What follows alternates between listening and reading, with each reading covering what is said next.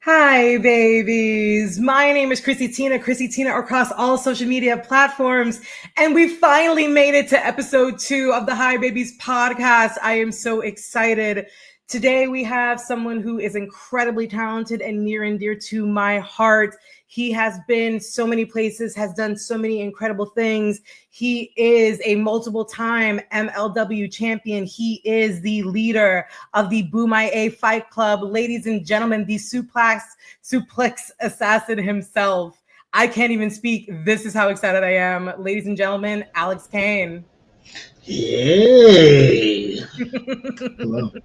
You How are got we me doing? tongue-tied off the rip. That is insane, isn't it? Great. So I made you fall at the was it WrestleCon, and then I made you flip up on your words.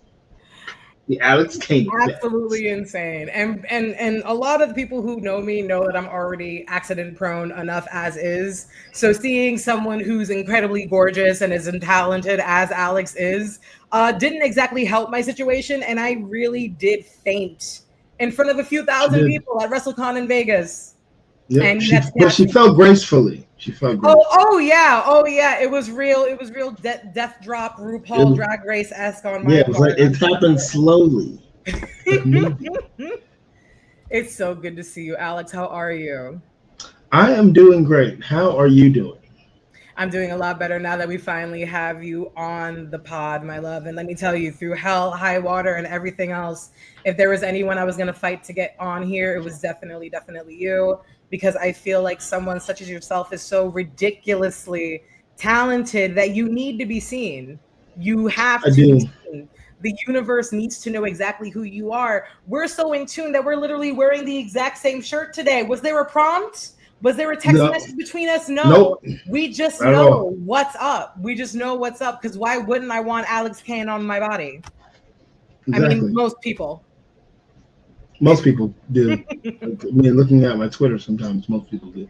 I mean, listen, God has favorites. God has favorites, and it's okay to be completely perfect in every single way. I just need to know how you handle it. Uh, not well. Not well. You don't do well with pressure?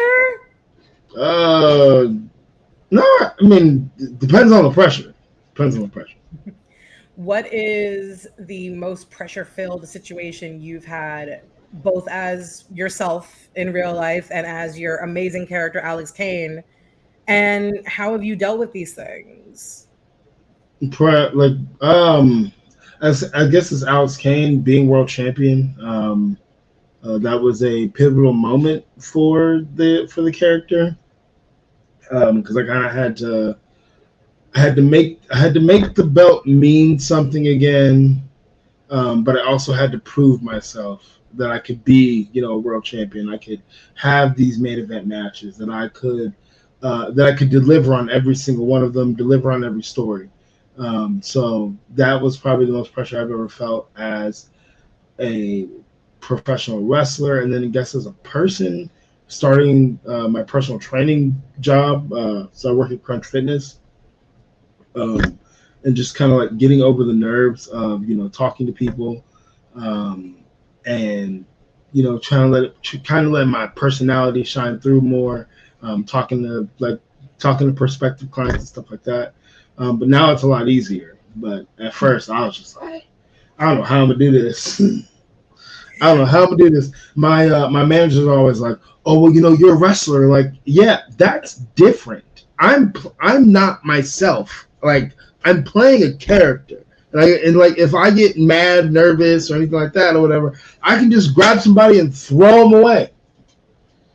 You mean to You tell can't me do that that in they're real not life. letting you suplex people at Crunch Fitness? Nope. I make it a point to pick up everybody that will allow me to pick them up in an exploder suplex, just so they can feel the weight, just so they can feel that they could be tossed. Just so they know that anyone can get it at any particular time. Anyone can get it. Just in case they need to act up, because sometimes people don't want to do their burpees, and you need to Yep. remind them, like, don't test me. Don't test me. Now, with you being who you are in terms of the wrestling space, once again, congratulations on your next big step in your career. This is absolutely amazing. you and I met on you and I met on TikTok actually. Me just being a fan of your content and you really being the main reason why I started getting into indie wrestling. And I should always be incredibly thankful for you for that. You were my first. No, I am not the reason you got into independent wrestling. Don't lie to me. You got, You were got my goosebumps first, right now. babe. You were my first. You've never been someone's first before? A few times. A few times in my life. A few times in my life. A few times as well. A few times as well, yeah. You know? Hey. But yeah, like and I've always been a very heavy brand loyal girl, if you understand what I'm saying. Mm-hmm. So for me to kind of be steamrolled with the federation that is, MLW, and watching you guys work and having you be more or less my gateway drug into independent wrestling, I'm forever grateful, forever thankful. My very first show watching you was Summer of the Beasts, Yep. and that was incredibly lucky. I showed that card to other people, and they're like, yeah, most indie shows don't look like that. So No. just know you got like at least like a SummerSlam, WrestleMania-esque type deal with the amount of people that you had there. And just having you be almost the benchmark and the expectation setter for what I'm waiting for when it comes to independent wrestling. A lot of people have fallen short because of just how high you set that bar. You were so incredibly physically gifted, obviously so. You're so eloquent on the mic. And it takes a lot of time and trial and error to get to those particular places, including marketing yourself, including making sure that people know who you are. Once again, you and I met on TikTok, and you ended up becoming one of my favorite human beings, just point blank, period. How do you feel this era of social media has benefited you, or has it been a hindrance with you trying to grow your career in the public space? Um, I think it's been a benefit. Like, do I have as many followers as I think I should have or would like to have? No. Like especially on TikTok. But what I've been able to create is community. From some, I mean, not everybody that follows me, but most people that follow me, I interact with. And it's been really, really cool to be welcomed into the Wrestle Talk space, even though I just be in people's comments like, you wildin', or that's crazy, or that's not how that works, or, checking people and stuff like that. But I really do appreciate Wrestle Talk. And that's why, like in my mind all the time, I'm just like, bro, if I can just secure one of these contracts or whatever, like I'll be one of the dudes, one of the people that's in Wrestle Talk, but also wrestling on TV, and then you guys get that perspective from me. I won't be giving you any secrets, but the thought of that seems so cool to me. I met you. I've met actually, I'm not gonna sing anybody out. I met a lot of amazing people over my time being involved with Wrestle Talk. Michaela,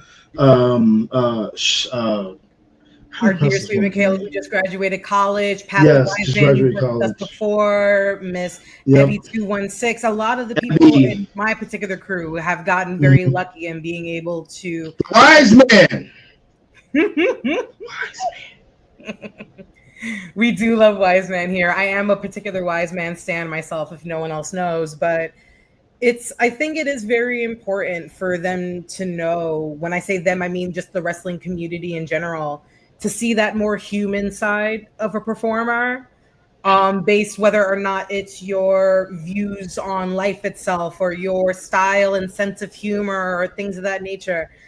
Do you feel like humanizing a character and taking it a little bit out of the proverbial kayfabe can benefit an indie wrestler or just anyone in the business, point blank, period? Or do you feel like man. there should still be that iron curtain that's like let up and not everyone should be let Uh, there's the Iron Curtain is gone. And like it's a good thing and it's also a bad thing sometimes. It's a good thing that you it's a good thing to humanize yourself as a character so that people aren't thinking that you're perfect or that you do no wrong or anything like that.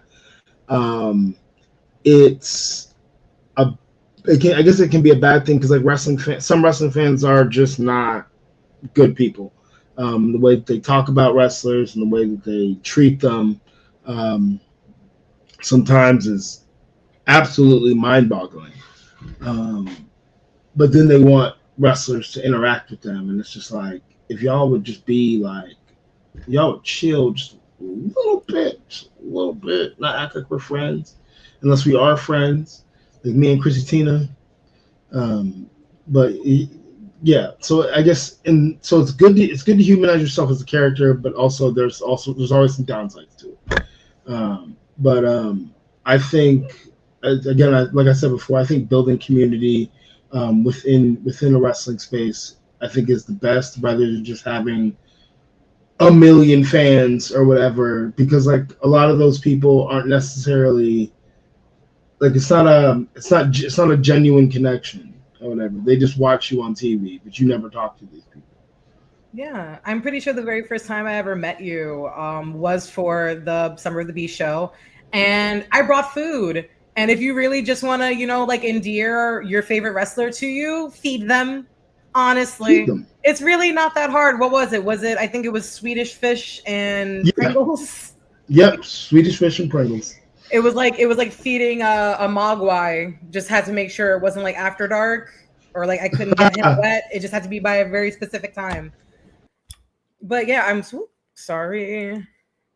Removed me from the stream. You're too attractive, okay? I need to make sure I got to take you in bursts. Because if I fall out of this chair again, no one can end the podcast, Alex. You just got to get back up. Are you going to pick me up? Yep. Get on up. I'm going to just say, get on up, and you'll get up. I just need the James Brown cape. Yep. It's like someone going to find me. It's going to fall out the sky. Get on up. Now, with you obviously being as wonderful and funny and sweet and caring as you are, do you feel like it's more difficult being Alex in the ring, or do you feel like it's more difficult being you in reality?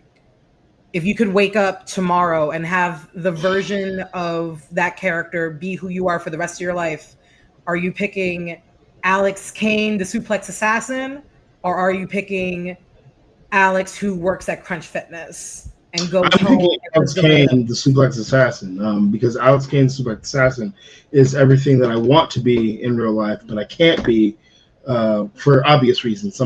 For most of it, but also just like I feel like when I'm Alex, like I fully believe in myself, and then when I'm me, like I halfway believe in myself. So it's I'd rather fully believe in myself.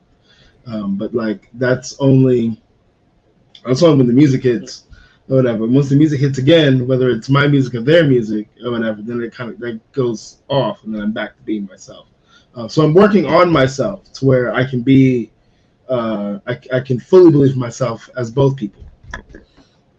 Do you feel like there's ever moments in your life where you kind of imagine and materialize suplex assassin Alex in your brain and have him be the one to take the reins in your day-to-day activities? No. I have not mastered that level of witchery yet. But when I do, best believe. I mean, I'm schizophrenic, so honestly, it's a lot easier when you're mentally ill. But for someone as completely well-rounded as yourself, I can understand why it's hard to hit that certain level of insanity. I'm mentally unwell. I have ADHD. I'm mentally unwell. I just started Vyvanse like Tuesday. Congratulations! Look at you. Yeah. I wish the dose was higher because I took it today. Like the first day I took it or whatever, I was like, oh, this is awesome or whatever. Like you're like almost like fearless. Yeah, fearless. Like I was just chatting it up with any and everybody because before it I would like really have to like measure it. But like today I took it. And I don't know. Yeah, I don't know. It just doesn't feel like it's still working like it should. So Guess I'm gonna go Well, see these my medicines psychiatrist. usually take around like 6 months to fully take hold. So be patient. Hmm. You will get there. And then if not, we'll just always Okay. ask the doc if, he can just like bump up the dose. Yes, I'm gonna let her know. Yeah, I need you to take it to like 40. I got friends that are on like 30 or 40 or whatever, and they're like, well, they're on 40, and they're like, I feel like a god. Like, I feel like invincible. And I'm like, that's what I want to feel. Oh, God. I mean, you physically look that way, so you're already at least like 75% of the way there. See? So, only 75%. I got some percentages to make up. Tell me that you were a gold star kid without telling me that you were a gold star kid. You not being What a the hell? perfectionary Virgo is actually very surprising. Yeah, that is actually very, very, very surprising. I wish my parents. When would I have needed been born to be a Virgo? I think like October, like November, end of November, early November. November. Damn. I guess I shouldn't have been messing around in the womb and wrapping my umbilical cord around my neck, because then I probably could have been born in November.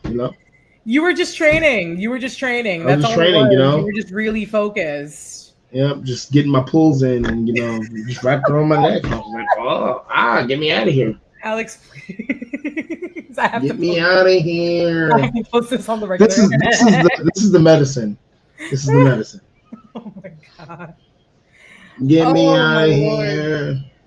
So as you can obviously tell, we both know what we're doing. We both super know what we're doing. Professionals, Oh yeah, 100%. professionals. And I personally just have like an offsides question to ask. We were talking about it before we came on, that you've done other pods beforehand. You've helped other up and coming, channels such as myself by giving them your time and efforts.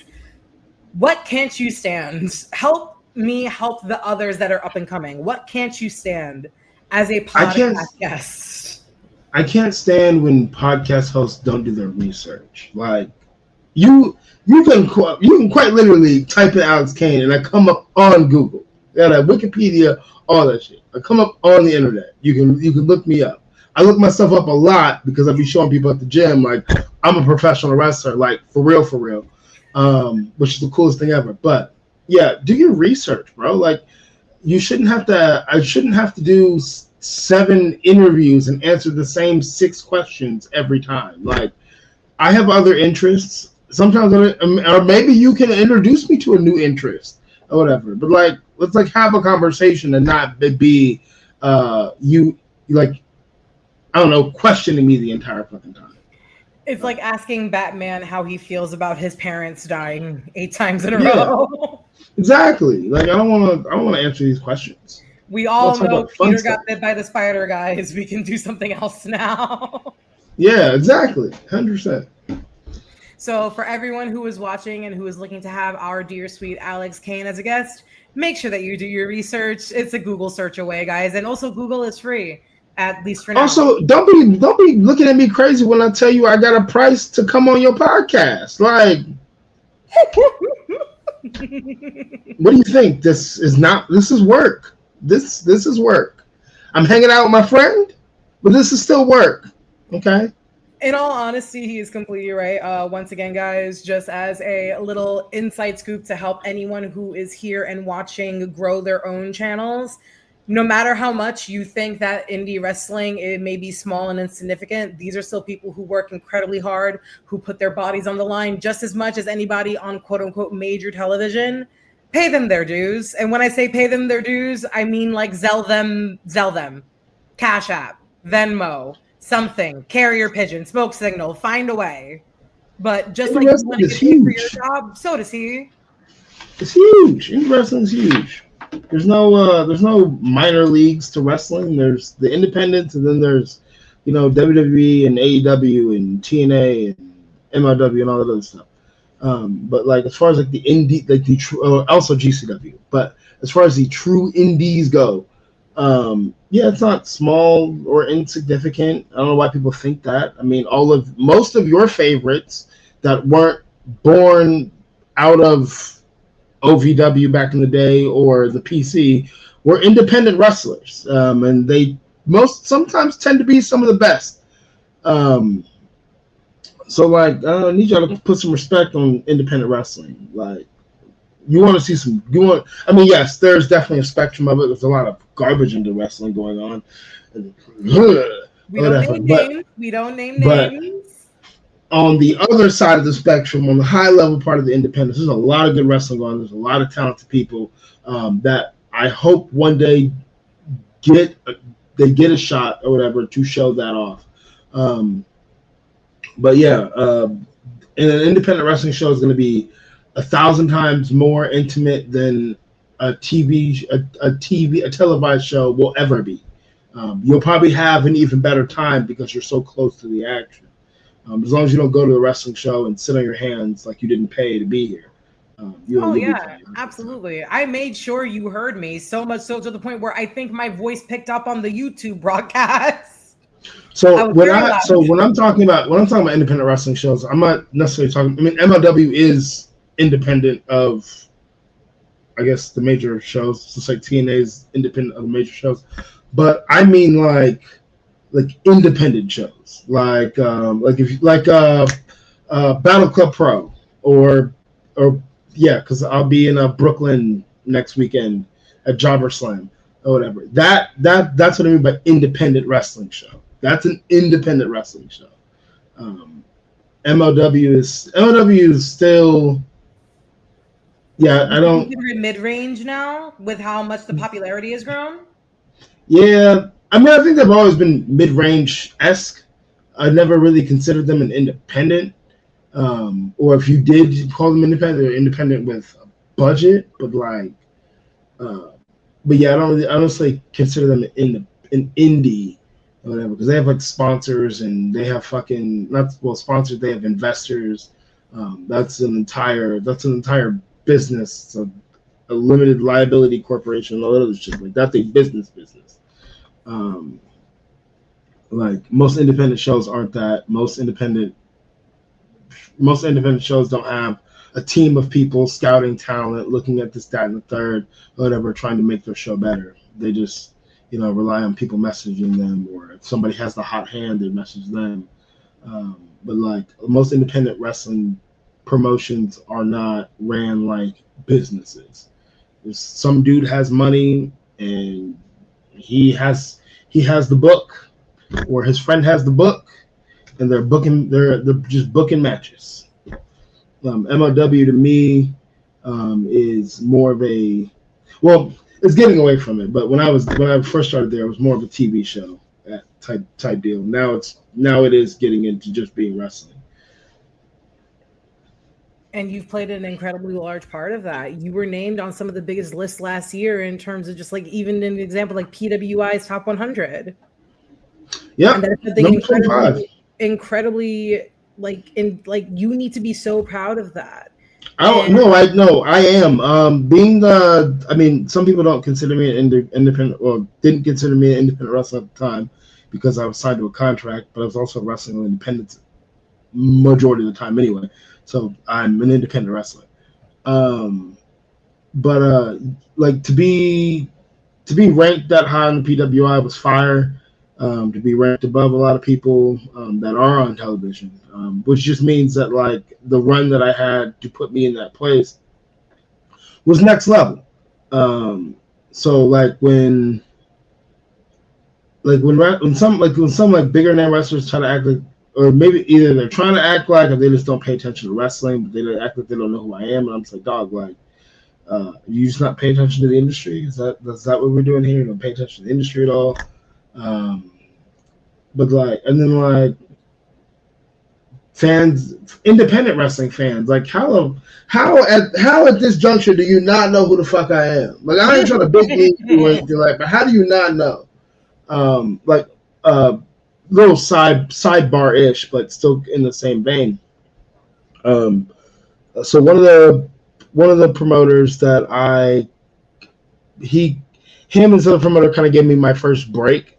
It was Paradigm Pro Wrestling. It was one of their Grand Prix events, and they did this like shoot style show. Like, I can't remember what the fuck it's called now. But they, I had a match on the show, and I murked this dude with the market Kane, which is one of my signature suplexes. Um, and that kind of lit the fire to everything that I've accomplished so far. But he was telling me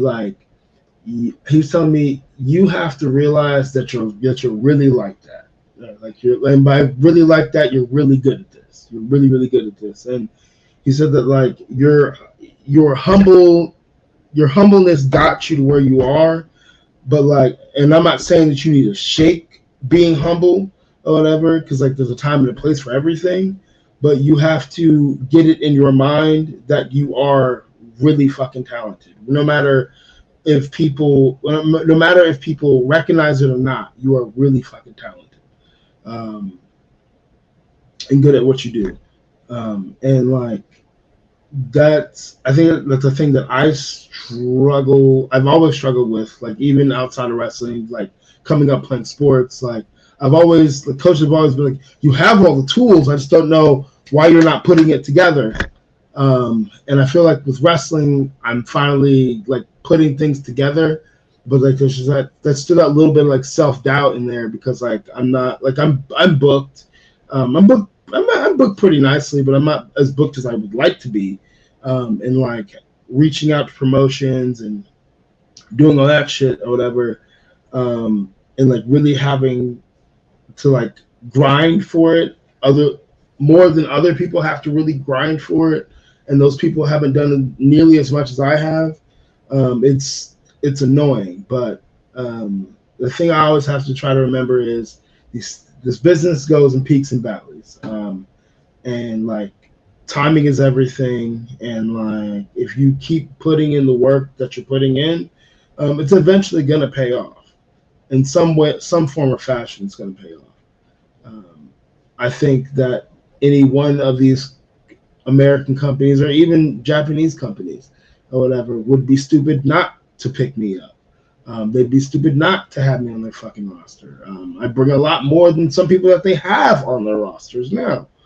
And I'm not coming empty-handed. Like the Bomaye Fight Club, there's money to be made. There's money all throughout that. I can How much imagine. so? I can How much imagine so? hearing that shit being chanted in a several thousand seat arena. Like that shit would be insane. Um, and I got everything I need. I got all. Like I said, I have all the tools to go to the party and excel. So um, yeah, I just gotta remember that up here. No negative self talk, all positive. Oh, trust me, the posters on my walls and ceiling, if that's not enough to show you that you have an incredible made fan base, the large droves of Boomaya being yelled throughout these halls and arenas, it's deafening when it does happen. When it was at the show that I was at, you could hear it from outside on the street, and Queens is loud. Queens Mm-hmm. on a Saturday night is loud, and they managed to even still break that sound barrier. How do those moments feel when you just absorb that and hear these people chanting your catchphrase, chanting your name, being so expectant and waiting for you to come out, waiting for your intro music to hit, and just that immediate burst of energy? So as far as I guess I'll go from entrance to ring, but like as far as my entrance goes, it's I always when I'm sitting in Gorilla and like the other person goes out, and I'm waiting for my music to hit. I always have this moment where I'm just like, this is your life. This is so fucking cool. Like little kid you is like fucking like jumping up and down in excitement, that you're doing this and you're here. So to walk through a curtain and to hear people chanting "Boomaya" is the greatest thing on the on the planet. There's nothing else like it. In the ring, sometimes I tune the crowd out, and I do it subconsciously. So sometimes I can't hear them. Sometimes what I am hearing is silence, and I'm like, these guys they're so why are they so quiet? Like I thought we were having a good match. But then you go back and watch them, like, okay, these guys were like rocking, but like well, I guess when I was coming up, I still am coming up. Like when I was like 1 or 2 years in, I had an issue with bringing that fire. You got to fire up because like it's a lot of times it felt so forced. It didn't feel like genuine, and like to have people chanting Bomaye, like one, it warms my heart, but it gets me pumped. Like when I say Bomaye, it gets me pumped. So that's a feeling I never. That's a feeling. That's something I never want to stop hearing. That's something I never want to stop feeling. It's really, really insane hearing that like deafening noise pop off just from you walking out and that aura that you have. And that was with the original version of you that I saw my very first time seeing you. But recently you've been unveiling tidbits and pieces of this new version of your character that's coming out, the new gimmick, the new wardrobe ensemble, the new promos that you're cutting. In what way does this character mean to you? Like, why now? Why is this character so important for you to have out here now for us to see? So initially, when I first started, like playing around with it, it wasn't necessarily going to be a new character.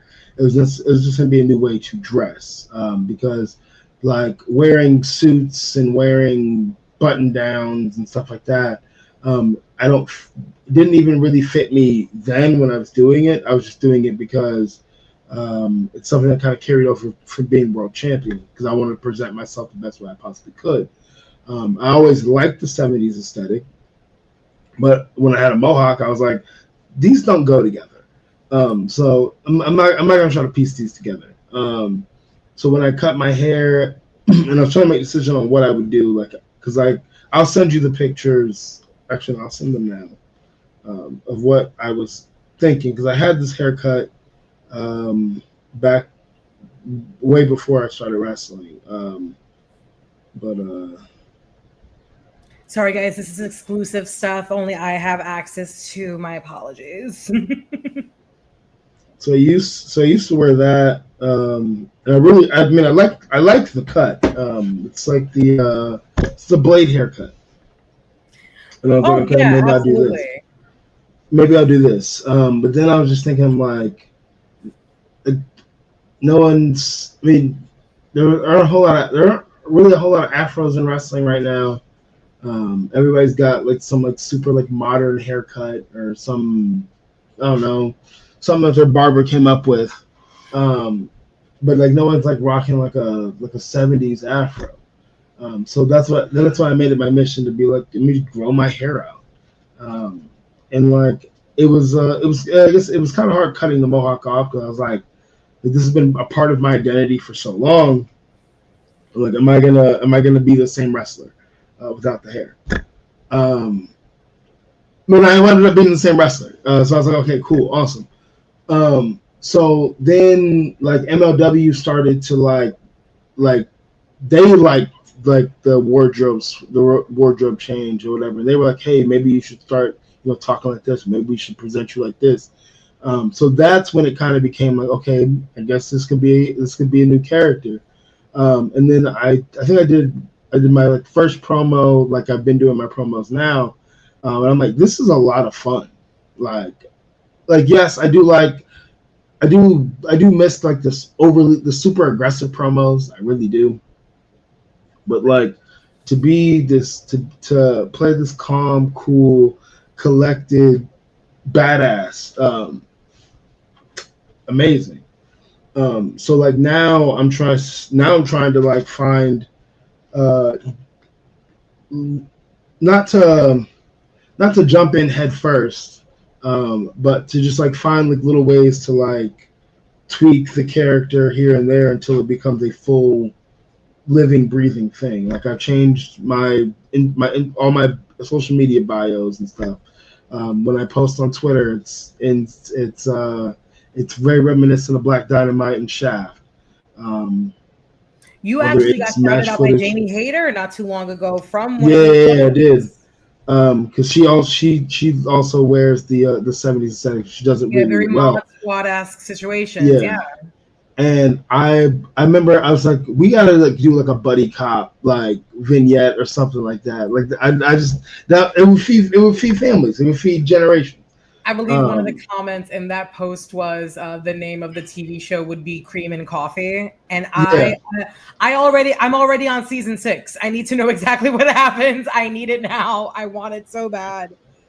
yeah, that's it, I know it would be money. Um, so like yeah, I'm so kind of where she is at with having it like not only I mean, I don't know if she like speaks in 70s lingo or whatever, but I'm trying to put more black exploitation lingo into my vocabulary. But like where she is, like she has it, it's interwoven in her gear, it's interwoven in and what she wears like when she's on screen. So that's where I'm trying to get to for myself. I remember when I first started dressing like that, and like anytime a Court Bauer, he's the owner of MLW, and he pretty much writes just about everything. But like we would do like promos and stuff like that in the ring. I'm like, so do you want me in gear? Do you want can I wear my clothes? And he's like, oh no, you need to be in gear because this and this and I'm like, damn it, let me wear my damn bell bottoms. Let me go out here looking fly as hell or whatever and do this thing or whatever. So like every now and again I got to, but most of the time I had to be in my gear. But yeah, I'm not rushing it. I don't think I need to necessarily rush it, but I'm having fun with the evolution.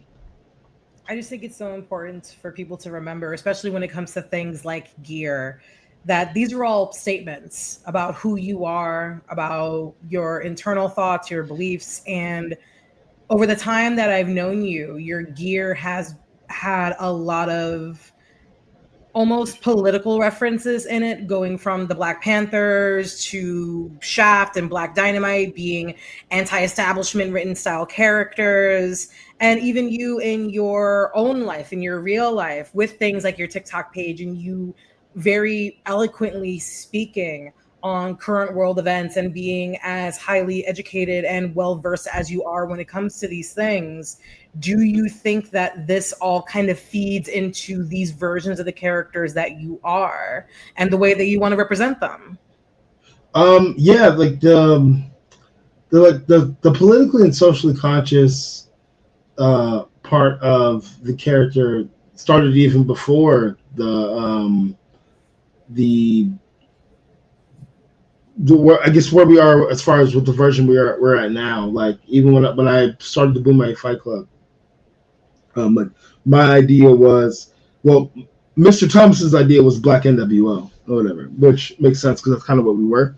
But also like a lot of people would say we're the Nation of Domination, and I'm like not so much because I think the Nation of Domination was really the Nation of Islam. If you think about it, if you really think about it, they're the Nation of Islam.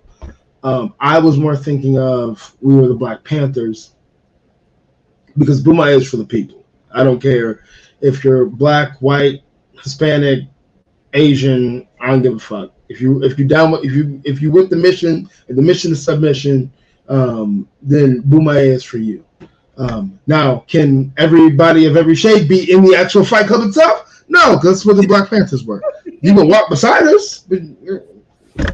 You can be a part of the march, just not all the way included. You can be part of the march. You can't be all the way included or whatever. This to be all the way included. This is for the niggas. All right. You can boot that out if you need to. But yeah, so that was my thought. Put it on the Patreon so they can pay for the curse words. And I think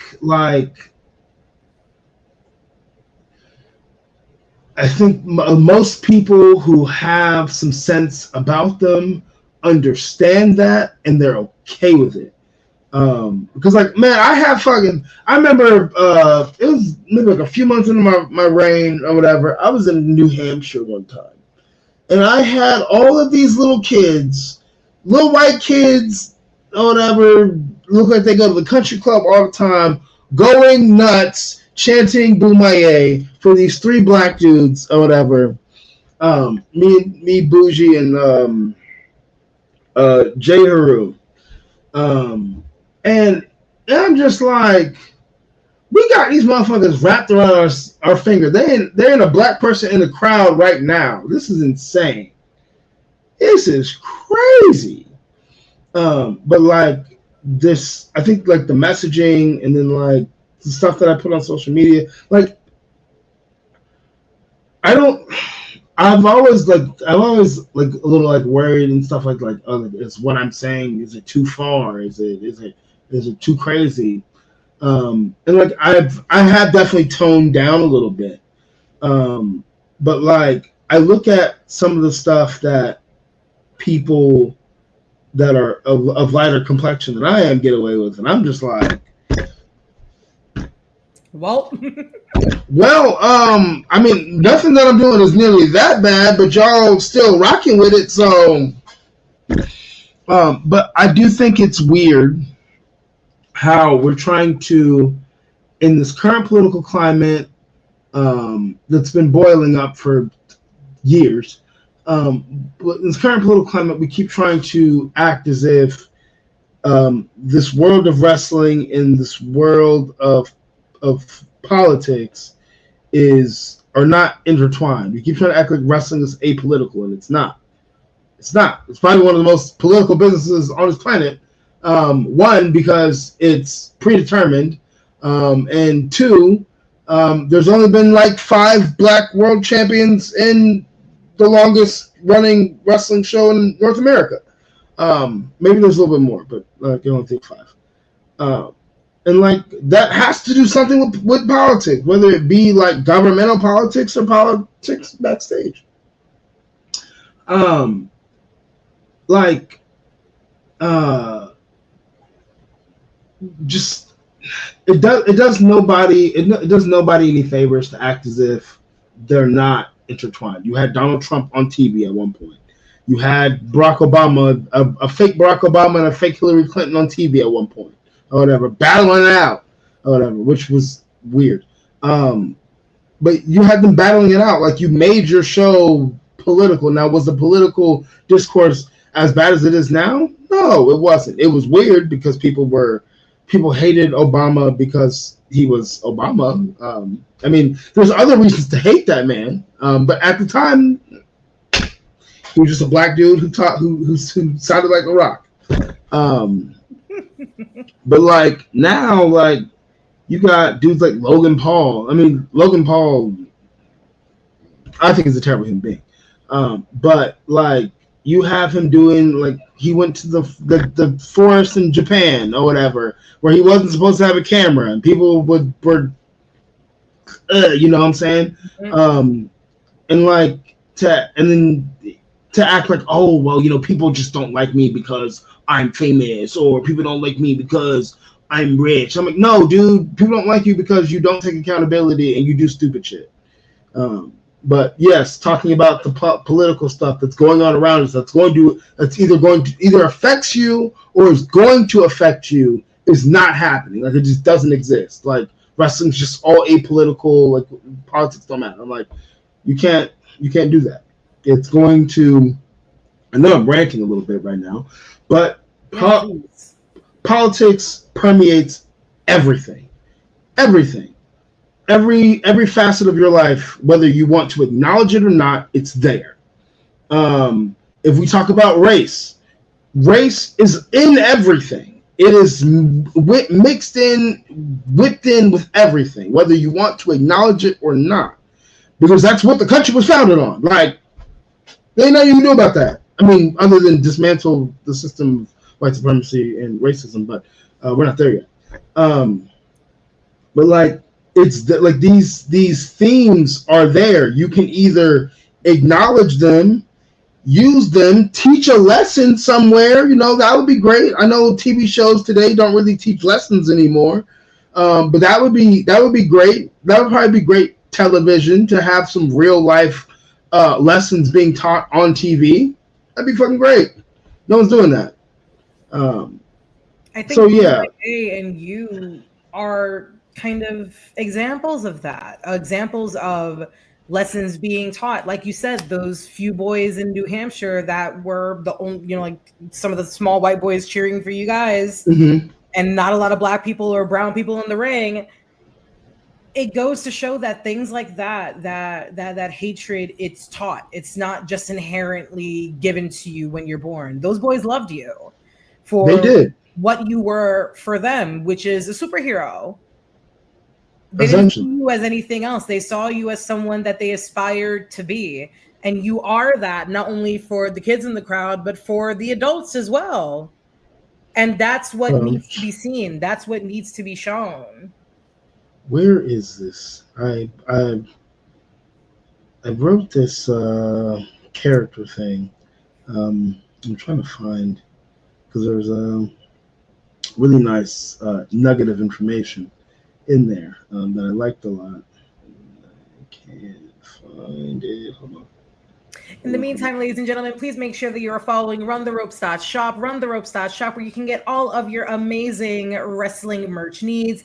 Please use HiBabies15 for 15% off of your first order. There's t-shirts, there's hoodies, there's stickers with my face on it. And God only knows that that's probably the only way you're going to get me on you anyway. So just make sure you check out. That is crazy. That is absolutely insane. That's the only way you're going to get me on you. Is to buy. I mean, listen. Okay. People can have dreams and people can have realities. Why not sell the dream for $20 a pop, right? You know what? I ain't mad at it. I feel like I'm personally worth more than that, but I figure I'll do the people a service and give it to them at a discount. I ain't mad. Just except when it comes for Alex, I'll come for Alex for free. I need to reword that. That's not. You do need to phrasing. Don't get me in trouble now. Don't get me in trouble. I'll show up for Alex whenever your fiance gonna be at my door like, hey dog, look, I love you. You already listen. You people understand. One of the very first time I was within Alex Kane's frame of sight, I was talking to these amazing women at the MLW show. I actually became friends with them, and I'm very, very lucky for that. And then my fiance just got like a stone cold look on his face, and I'm wondering what's wrong. And I noticed that there's a large 10-foot shadow just like hovering over me. And I turn, and it's Alex, and he's great. And I give him a big old hug because it's Alex, obviously. I forgot to tell my fiance what Alex Kane looks like. So for his knowledge, it was just a very tall man within breathing distance of me. And my book nerd fiance almost fought Alex Kane. He did. For my honor. He wouldn't be here still if he wouldn't. Away. He wouldn't have. But hey, some girls get flowers. I get to know that my fiance would be willing to fight multiple-time MLW champion Alex Kane for me, and I think that's better. I do actually. That lasts a lot longer than flowers. That's a lot longer than flowers. Oh my God. But yeah, man, you're definitely needed in this space, in a space where wrestling is incredibly political. Everything is political, and everything within wrestling is political, from the music choices to the fashion choices to everything down to the locations picked for these events.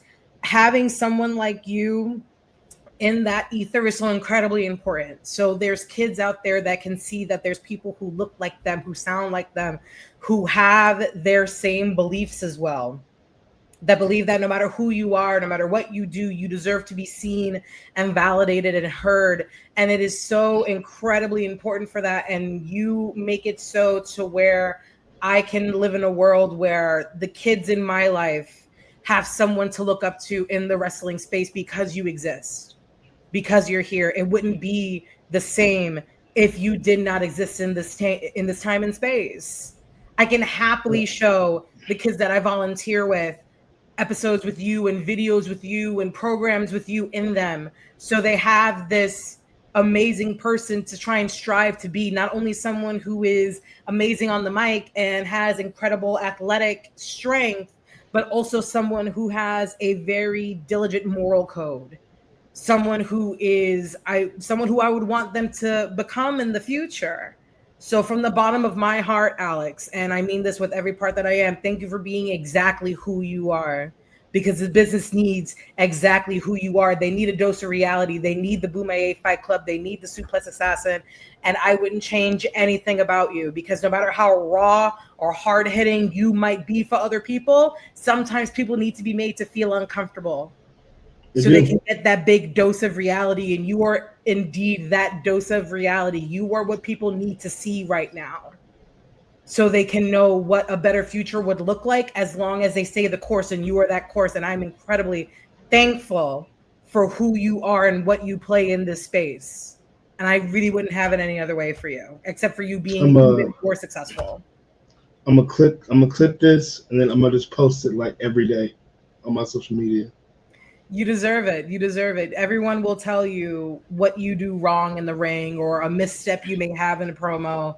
But speaking as not only as a fan, but someone who does care about you incredibly deeply, the universe needs to hear your voice echo through the chambers everywhere. These kids need to know that a performer like you exists, so they know that they can be on the right side of history and still do exactly what they want to do. From you supporting LGBTQ community, from you supporting protesting, from you being as intelligent, as well versed you are to be able to teach people on the internet when you don't have to do that. But you take time out of your day to try and make the world a little bit of a better place, even though you already have this weight of perfectionism on your shoulders. You choose to take on more just to hope that you're able to reach out to somebody else. And that means so much, because you've reached out to me and you've made me better.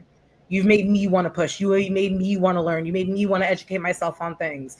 And that bleeds, and that goes into the water, and it goes to other people, and it grows and it changes.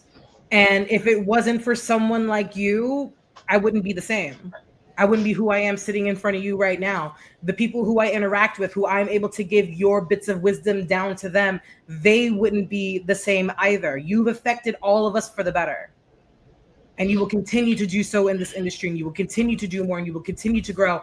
And I can't wait to see you get to your finish line, whatever that may be.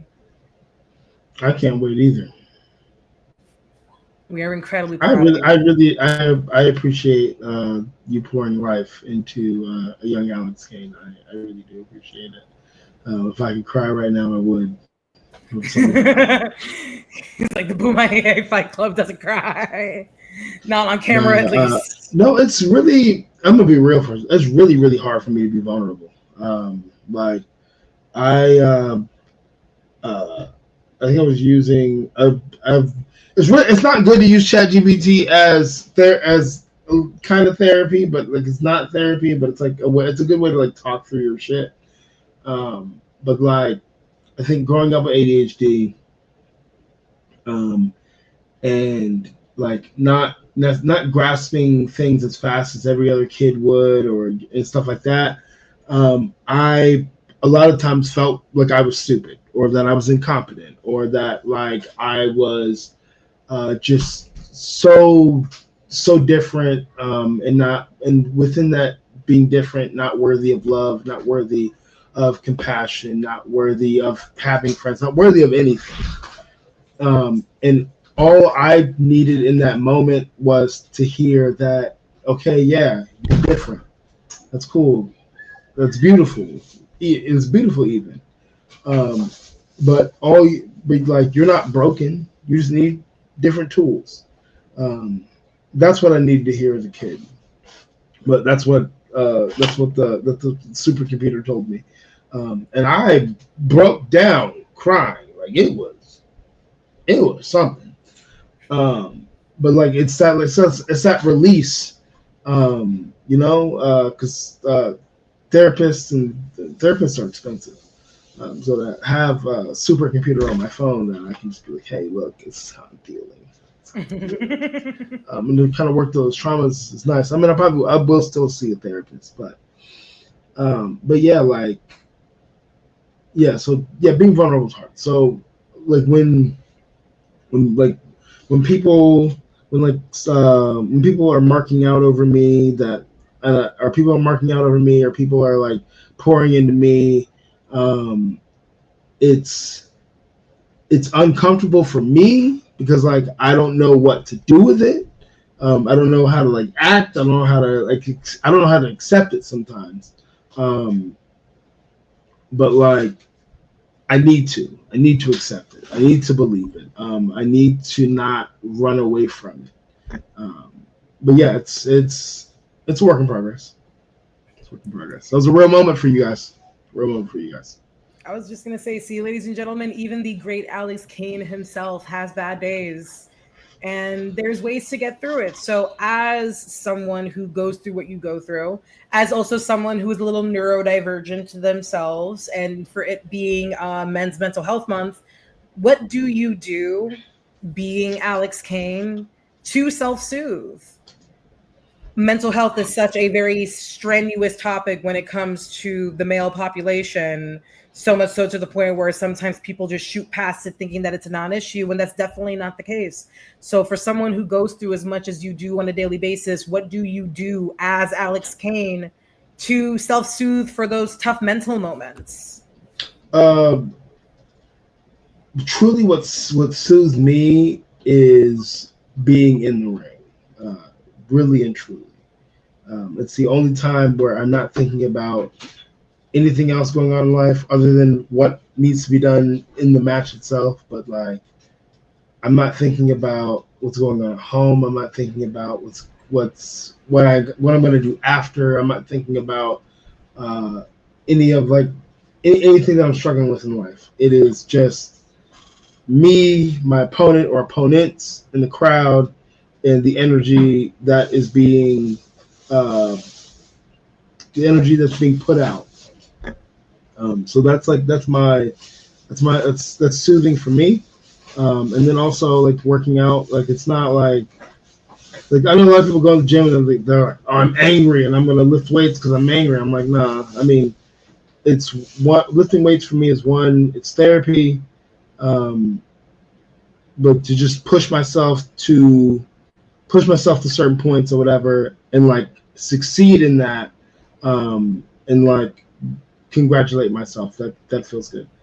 And then it's also like, but it's also work at the same time. So like, and then also helping people, reach their goals as a personal trainer is soothing for me as well. That brings me great fucking joy. All the joy in the fucking world. Well, honestly, all those ways and versions of yourself and your ways of self-soothing that make you who you are has by accident helped me. Talking to you on my bad days is probably one of the most guaranteed ways to just give me a little bit of reprieve, a little bit of solace, a little bit of just self-care. Because you are legitimately one of the smartest people I know, and I am very lucky to be surrounded with exceptional people. I think I lucked out and just have some of the most wonderful people in the world fall into my lap, and you, by proxy, are definitely one of those people. We didn't fall into your lap. You are all of those things, and you attract what you are. So I'm a tall, muscular professional wrestler. Yep, you're a tall, muscular professional wrestler. Up here. I mean, I feel like there's something that's missing, but yep. like maybe. Yeah, I mean, hey, up here. Up here, it's all up here. It's all up here. I don't think I can end it off on a better point than that. It's all up here.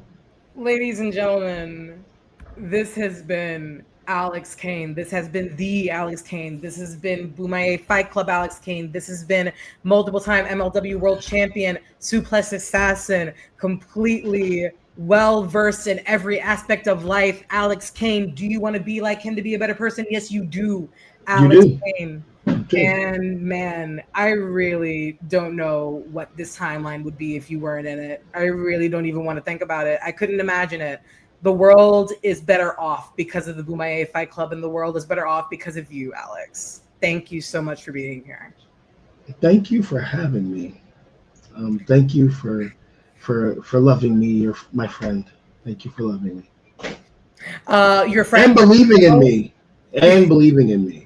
I really do always. appreciate What am I gonna do? Like, look at the sky and say it's not blue? Like, you are ridiculously talented, and this is you now. This is you before your final form. And I know it's not your final form just yet. So when you hit that particular precipice in your career, I cannot wait to be front row seat and hopefully decently priced tickets to be able to see you succeed. Or comp tickets.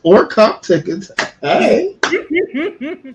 Also, just moral of the story, y'all, pay your wrestler friends. Even if you are friends, still pay them. Alex, please make sure that you let the crowd know who you are, what you do, and where they can find you. I am the Suplex Assassin Alex Kane. How do I want to put this? I suplex first, educate second, and then wreck everything else. You can find me on Twitter at Bomaye Brother. That's BOMYAE brother, like undercover brother with the A on the end. Same thing on Instagram, and then TikTok, which I'm going to change as well, but right now it's Alex_Kane11. I'm on Blue Sky. I think it's like Alex Kane Bomaye or something like that, but I'm not on there as much as I should be. Follow me on Threads as well. It's just going to be the same thing as Instagram. And if you are a booker, hit me up on Facebook or my email, which will be somewhere. Oh, we're definitely going to put it up. alexkanebookings@gmail.com. She'll also put on my social media stuff on here as well. So like, baby, I got you. Obviously, I'm probably gonna put all your stuff up and then forget to put my own because that's just how. No, don't do that. Don't do that. All right, baby. My name is Chrissy Tina across all social media platforms. Thank you so much for joining me and Alex for episode 2 of the Hi Babies podcast. Please make sure that you're taking care of yourselves. Happy Pride Month, and wrestling's for everybody, so don't be weird about it. Bye, babies! Here is your